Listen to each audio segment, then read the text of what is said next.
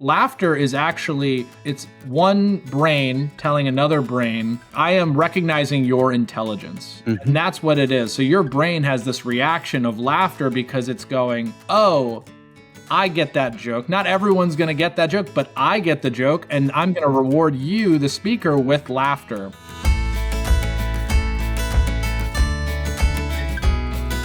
Welcome back to the Thoughts on Selling podcast. Today, it is my absolute pleasure to have Kevin Hubschmann join me to talk about all things sales and comedy and laughing and fun. Welcome aboard, Kevin. Thanks, Lee. I'm excited to be here. I'm excited for you to be here, too. I think we have similar perspectives on how to traverse life. So first question, Kevin, who is Kevin Hubschmann? Well, that is a deep question, and I love it. But Kevin Hubschmann is a guy who loves comedy and loves to find ways to incorporate humor and humor skills into not just work, but life. And, really take that advice that a lot of people give at your wedding, which is laugh a lot and don't forget to laugh and have a good time. And I try to incorporate that as much as I can in my life. It's fascinating you say that. Happiness is a choice, right? People can choose to be happy. There's no switch in most people's minds of time to suffer, right? I was talking with my PCP who said she doesn't really like to run. And I said, smile when you run. It'll change the world. She goes, I'll try that. And this is a woman who has climbed the equivalent of Everest for fun. Now that's a choice. That really is a choice. That is a choice. I would call that a sufferfest. Run up a mountain enough times so that you've climbed 26,000 feet. The rule for this particular event was the facility has to have a gondola, so you don't have to run down. So it's just running up. But we digress. Let's get serious. Let's talk about humor. Tell me how you got to where you are, right? So today you run an organization that delivers laughing as a service, right? We call it laughter as a service, not much different. And the main product that we have, or I'd say the most impactful product that we have, is called Laughing and Development. Yeah, how I got here is, I started my career as a enterprise software salesman at a company called Splash. And while I was there, I was also dipping my toes and eventually my whole body into the comedy world of New York City. I was doing enterprise software sales during the day, and at night I was doing improv comedy and honing those skills that, I didn't realize could actually impact me when I walked into work the next day. And so after I was able to do a lot of improv and perform a lot and see that impact, I started to see, hey, what are other types of comedy that I can do in New York City that could also have an impact for me? And so I followed my passion of comedy into stand-up comedy. I started writing a lot more. I started working on jokes, working on sets, and performing around clubs in New York until eventually, I took this initiative into my own hands. I started to throw comedy shows at my office after work. And, our company couldn't have been more thrilled about it. They get to have one of the best comedy shows in New York City, was happening, just hours after they closed their laptops. And for me, I got to just host the show. I got to make the show what I wanted it to be. I had no restrictions. So that really unleashed my creativity. But again, I was able to see amazing comedians. I was not going for just any comedian that could be on the show. I was trying to get the best comedians in New York, which is effectively the best comedians in the country, on our show. And it was so that we could just have the best show possible. But what I got as a side effect, I got to see how these folks worked and how they approached every night that they did, because they were not just working my show. They had 5 or 6 other sets that they were going to. These folks are workhorses, and they are really working hard. And so that was my first career into comedy, the first half, that first 6 years, software sales during the day, comedy at night. And then, about 6-7 years ago, I went full time on it. And I decided, hey, I'm going to turn this into something.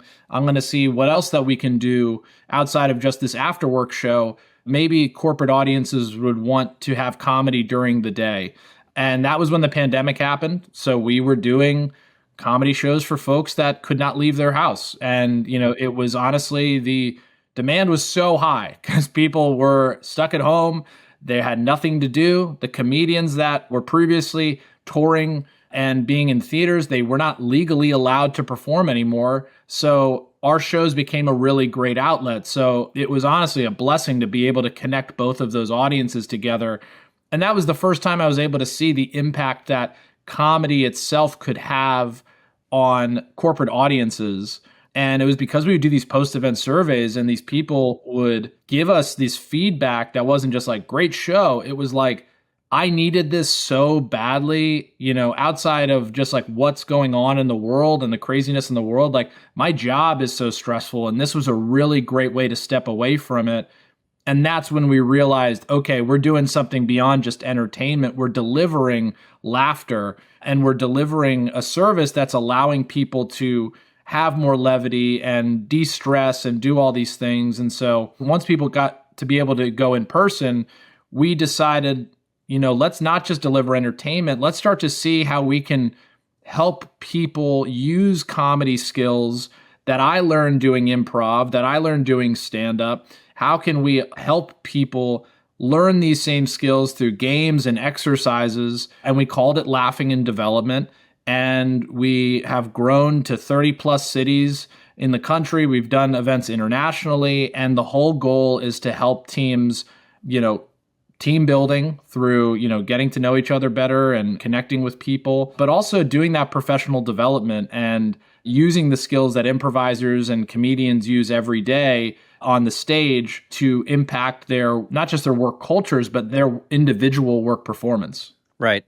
I think back to 5 years ago, Stephen Colbert seemed to get the mix right of delivering comedy remotely. He was in his bathtub and Evie was sitting on the edge of the tub, laughing at him. Jimmy Tingle, a Boston native, we struggled through watching him. I don't think he got it quite so right. He's very much accustomed to the audience.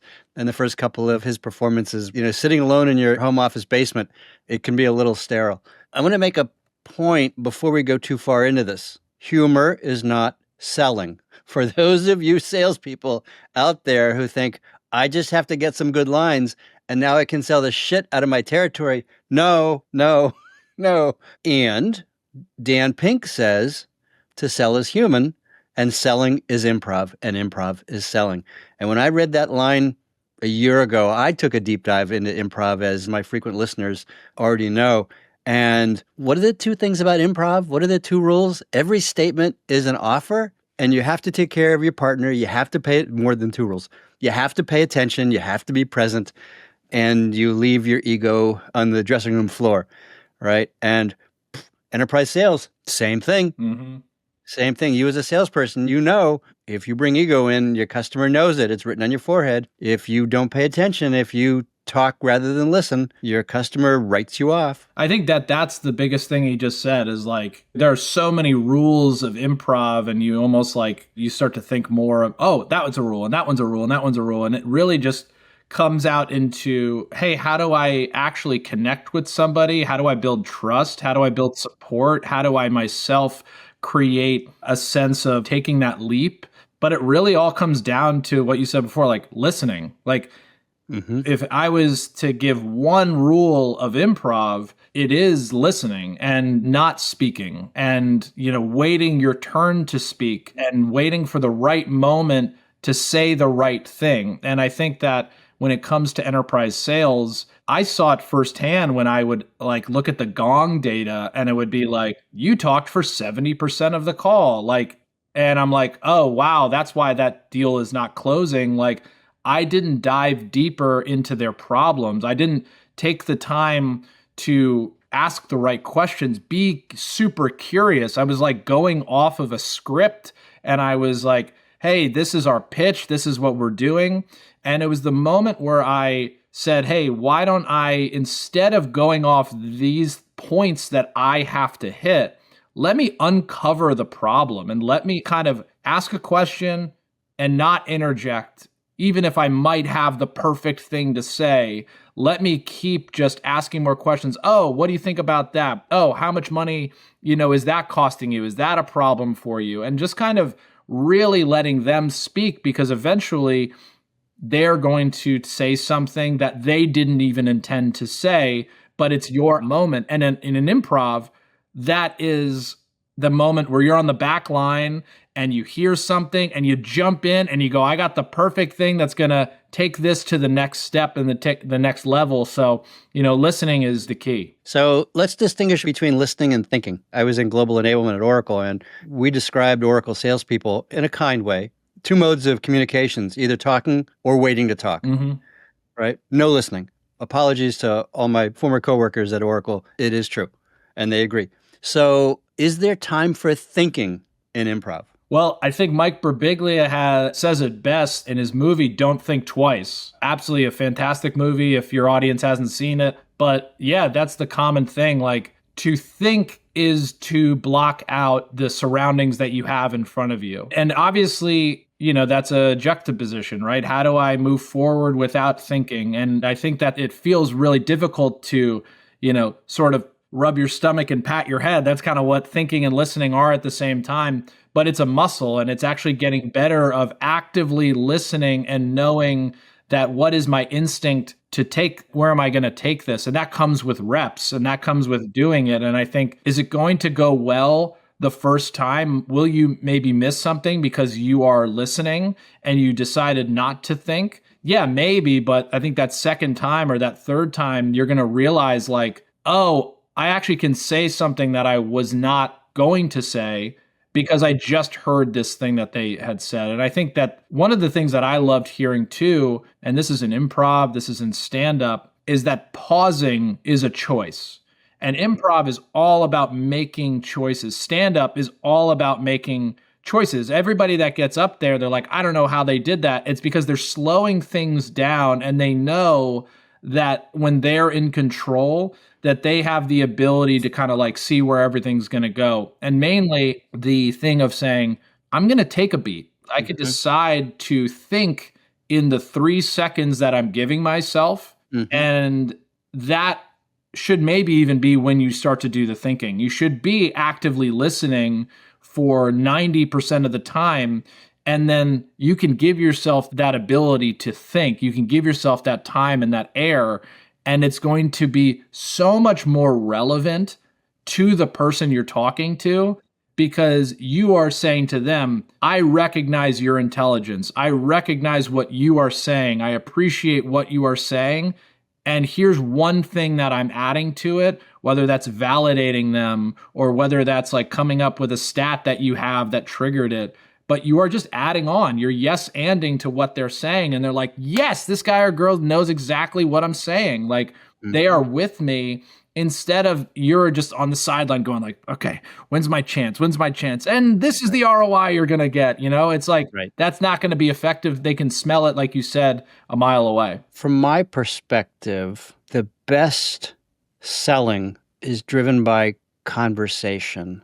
And conversation doesn't really, when you and I are talking casually, like right now, when you and I are talking casually, we don't typically take time to think, what's my next statement going to be? We're in the flow, as it were. In the same way, I do some work with Dre Baldwin, who was a professional basketball player. If I ask him, Dre, when you pass the ball and then run down the court, do you think, should I jog left or jog right to get past a defender? No, he does it instinctively. Same thing with my coaching clients, who I have 2 that played football in college. And in a coaching conversation, I would ask them, when you're at the line, are you thinking, what do I do next?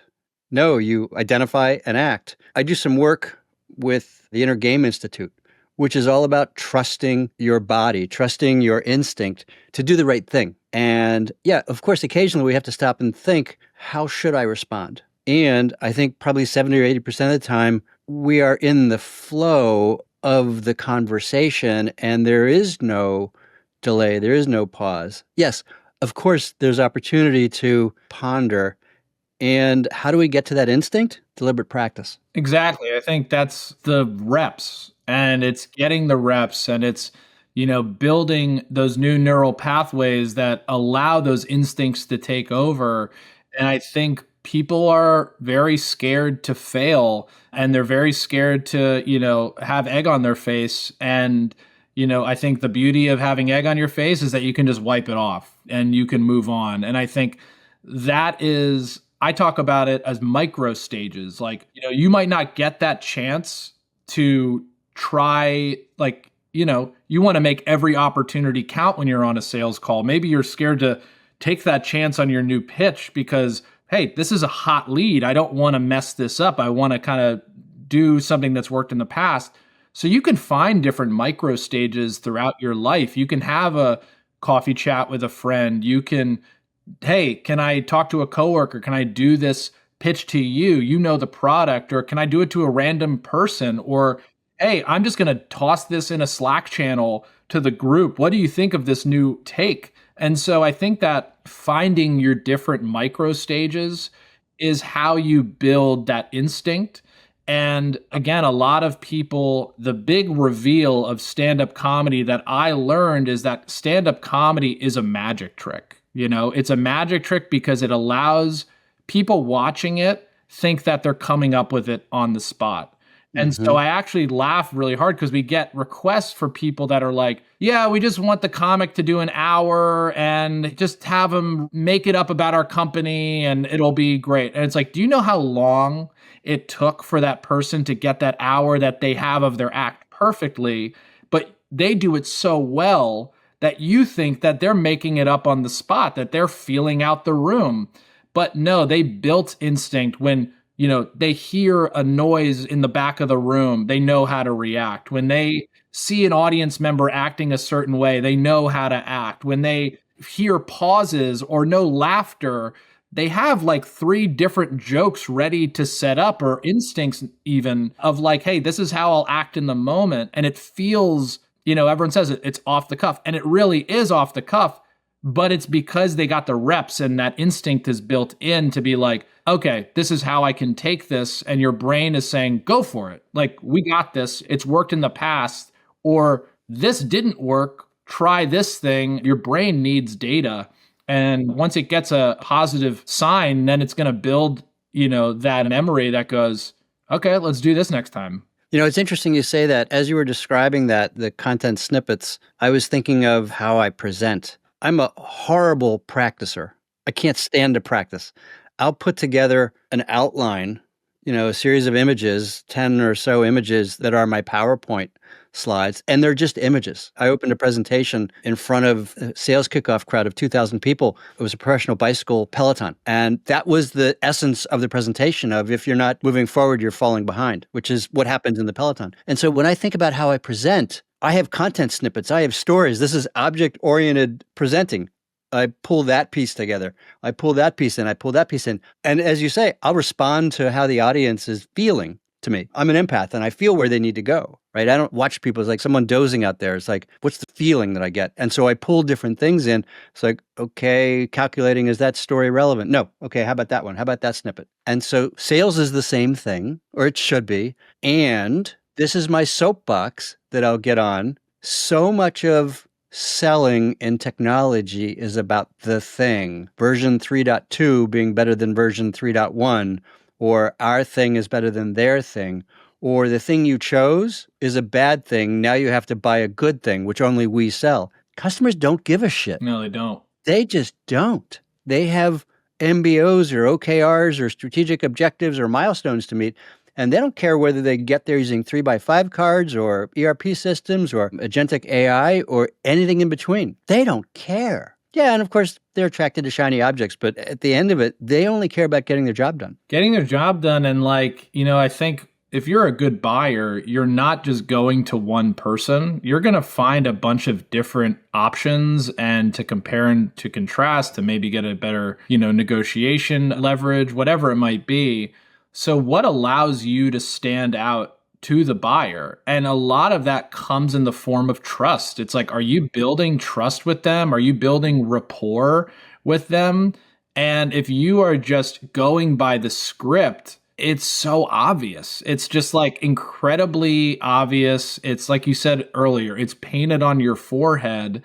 But if you're going into it with this mentality of like, how am I going to connect with this person? How am I going to validate this person? How am I going to build off of this person's goals and initiatives?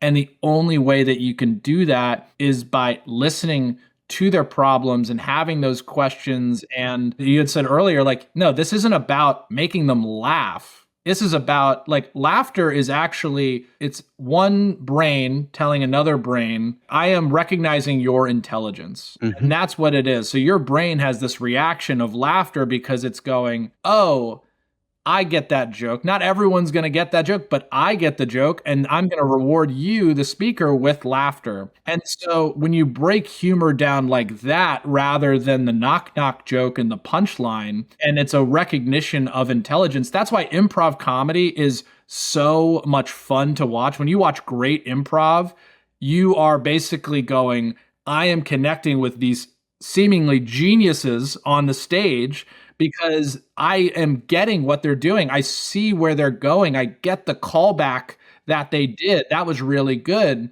And you can have that same thing when it comes to sales. You can have callbacks. They don't have to be jokes. It might still elicit a laughter, which is great.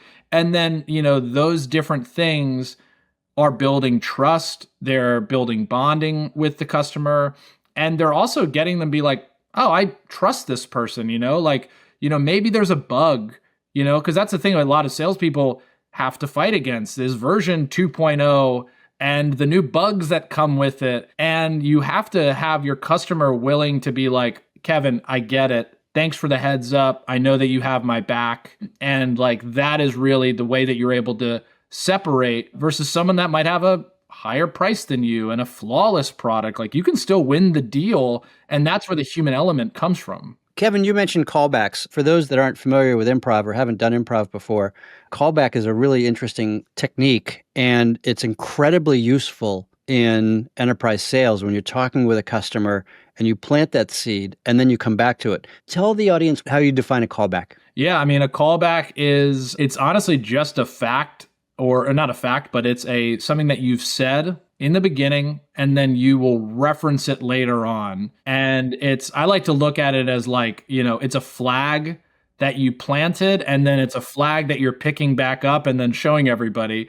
And, when it comes to enterprise sales, what is a callback in reference to? I like to use callbacks in the beginning of a call. I like to set up my callbacks. So that can be talking to you and having that connection with you, asking about where you're from, asking about, it's honestly like doing crowd work. I like to look at the first 5 minutes, going back to stand-up, as crowd work, where you're from, what are you up to, what was your weekend like, what are these different things? And usually if you're asking questions outside of what's the weather like, which is my big no-no, if you're asking any question outside of that, they're going to tell you something that's personal. And the only way to not be personal is be like, how's the weather out there? And then you actually have that ability to gather information. And if you don't have it, the muscle built yet to have it called back and have it, write it down. We're in front of computers having these calls most of the time, or write it in a notebook. And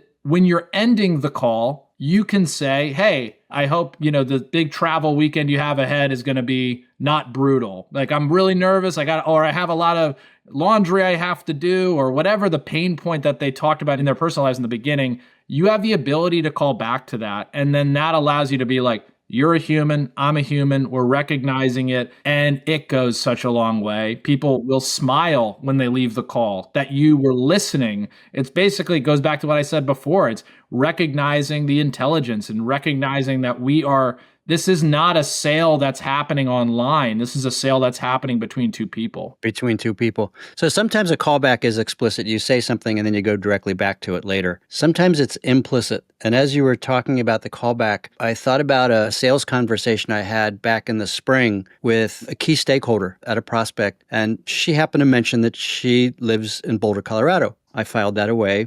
And 20, 30 minutes later, she said, I want you to, and this was again at a prospect level as opposed to we were engaged. She goes, I want you to get our salespeople to use their weekend voices. And I said, weekend voices like they'd be using on Pearl Street.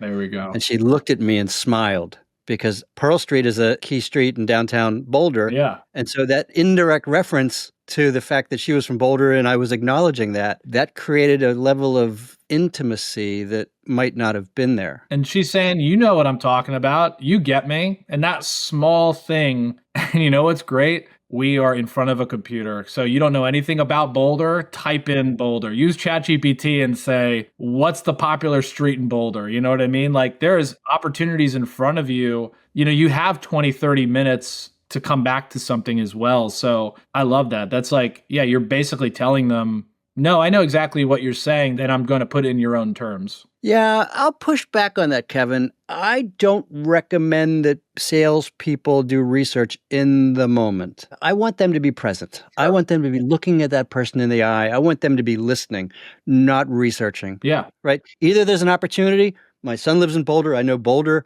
I've been on Pearl Street a bunch of times. I've had ice cream there, right? And it was just an opportunity for me to acknowledge authentically. It was not a technique. I want to be clear. This woman has become a friend of mine, and I'm hoping to do more business with her. Mm-hmm. And it was authentic, right? And if I'd gone out and Googled, popular street in Boulder, I might have gotten it wrong, and I might have missed something that someone else said.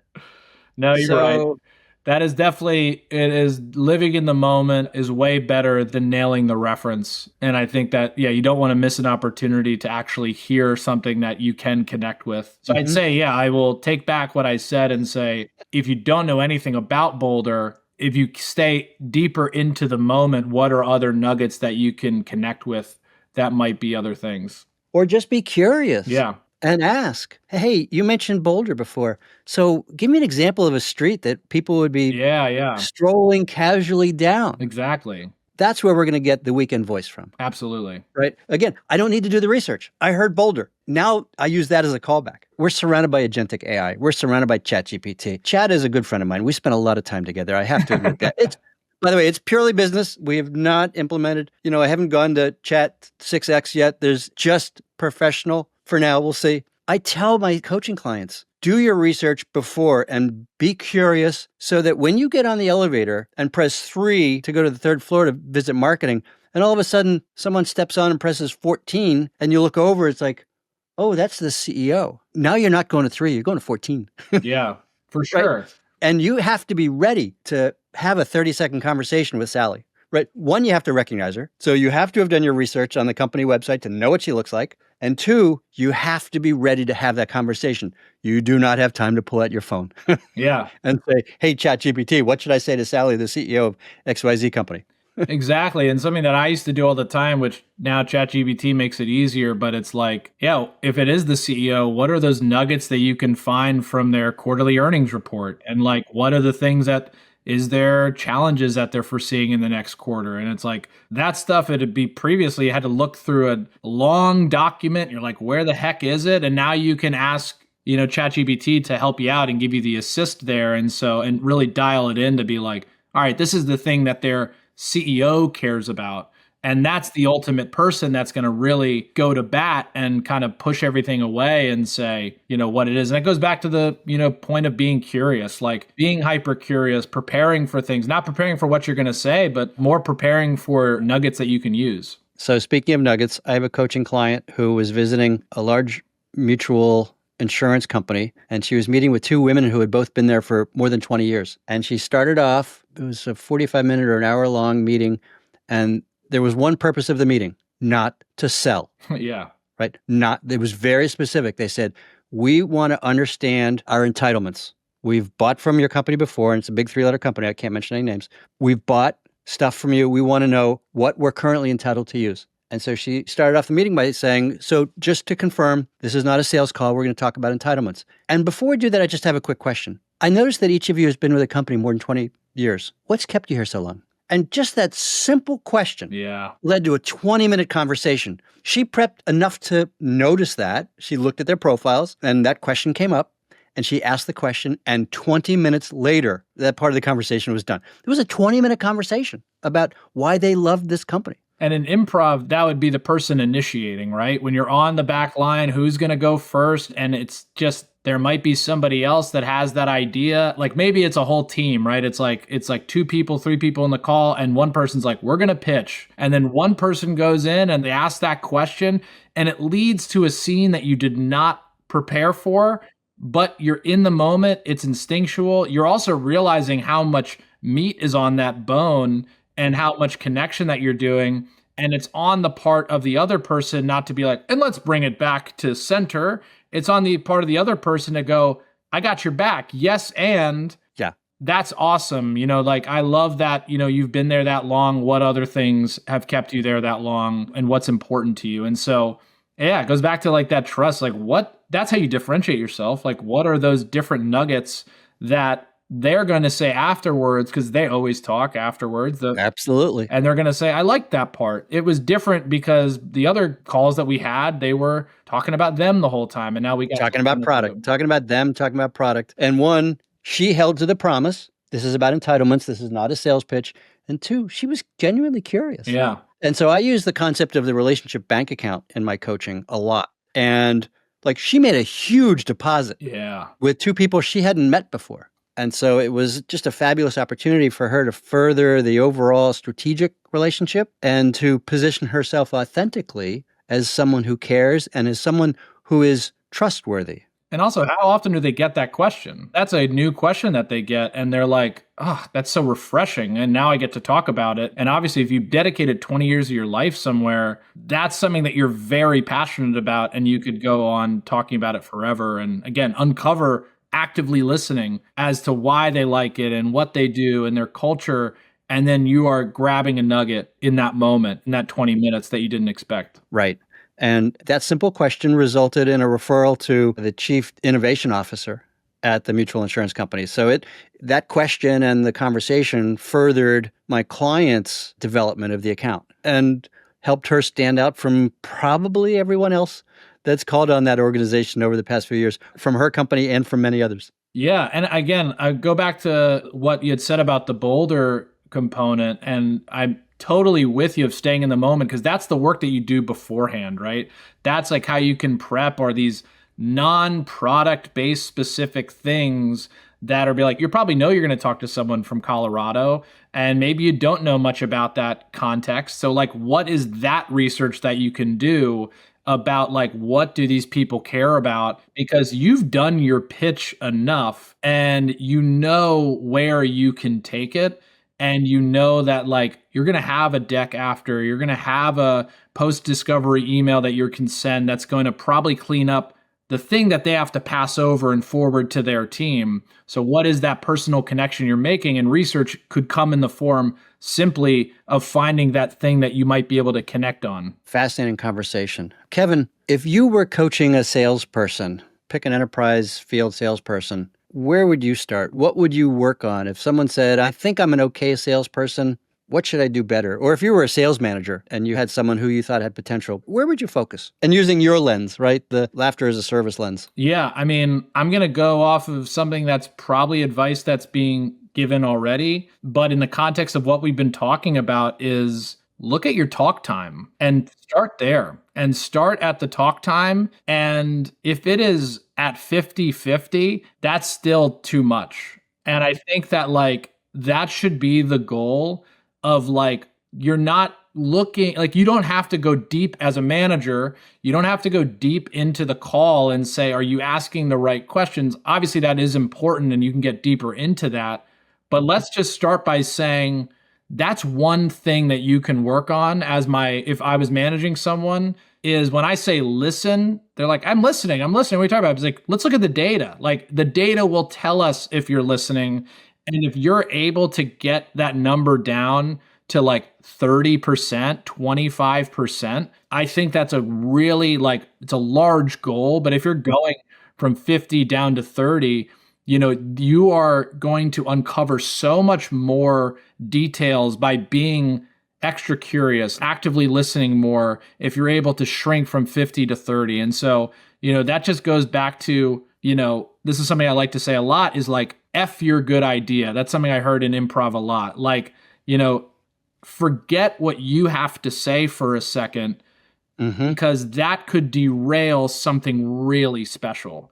I love that. Say that again, Kevin. I said, F your good idea. And that's something that you should be saying to yourself. I mean, I would even write it on a Post-it and stick it on your computer as a reminder, because that's a common phrase in improv, because it teaches everybody to say, I'm going to be a participant in this conversation. I'm not going to be the lead. I'm not the star, because that's not what improv is. It's about working together to have an end goal.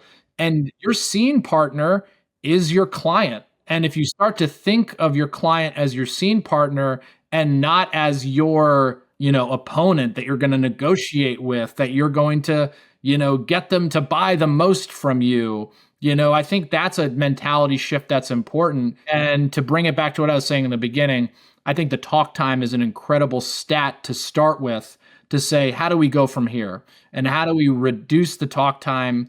And even if you don't listen back to your call, just look at the talk time and see if you are making that conscious effort to say, okay, this time we got under 50, that's a win. Or this time we got over 50, what was I doing that was different? And maybe go then into the call and say what happened there. But talk time, I think, is a great stat to look at. That's great. That's fundamental. That is absolutely fundamental. If you're talking, you're selling. And if you're selling, you're not making deposits in the relationship bank account. You're not exploring. You're not being authentic. You're repeating something that product marketing has given you. Second, I love the yes and. I was a member of the yes and team at Oracle. That was our stated focus. And I love you bringing it up during this conversation. And then third, something I learned through becoming a practiced facilitator: only ask questions. Mm-hmm. And I watch very carefully in selling conversations and in coaching and on podcasts how much time I'm making statements versus how much time I'm asking questions. Because the more I ask, the richer the conversation is. The more I tell, the more boring it is for me and probably for everybody else. Yeah, I mean, even going back to your example of the one question that your client asked about their 20 years experience, I'll tell you this, I don't even know the conversation. Your client wasn't the one talking for 20 minutes after that. You know what I mean? And so that deposit that they made into the relationship bank account, it had a 10x return on it, or a 30x return if you think about the time it takes to ask that question and the 20 minutes that followed. My guess is it's probably more like a million X. Yeah, exactly. It's one of her 2 key accounts. Yeah, there you go. Well, yeah, if you start to look at actual money, then it's perfect. Yeah. Kevin, this has been fabulous. Where can people find you? Yeah, you can connect with me on LinkedIn. Also, my favorite thing is my newsletter, laughrx.laugh.events. That's where you can go and subscribe there. And then if you're ever interested in working with us as an individual or as a company, Laugh.Events is our website. Yeah, check it out. Kevin, thank you. This has been a fabulous conversation. Yeah, it's been a lot of fun. Thanks, Lee. Thanks, Kevin.